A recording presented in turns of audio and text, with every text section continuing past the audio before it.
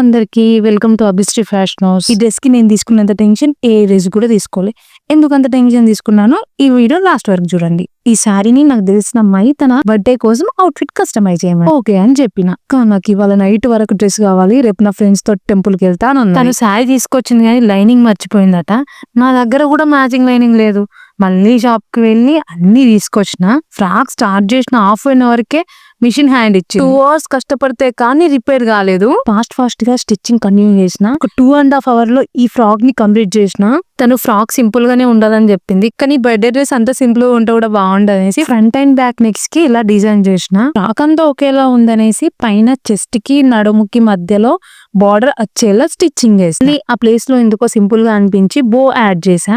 Back side deep neck ఇచ్చి hangings join చేసిన. తను ఫుల్ హ్యాండ్ పెట్టమని చెప్పింది, సో పైన కుచ్చులు పెట్టి స్లీవ్స్ కి ఎలాస్టిక్ యాడ్ చేసిన. నైట్ 7 వరకు స్టిచ్చింగ్ కంప్లీట్ అయిందని తనకు కాల్ చేసి చెప్పిన. అక్క రేపు తీసుకుంటా ఫ్రాక్ అని చెప్పింది. ఇదే మాట మార్నింగ్ చెప్తే ఇంత టెన్షన్ పడేదాన్ని కాదేమో. తను మార్నింగ్ వచ్చి ఈ ఫ్రాక్ తీసుకుంది.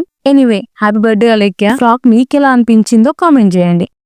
And please do follow for more updates.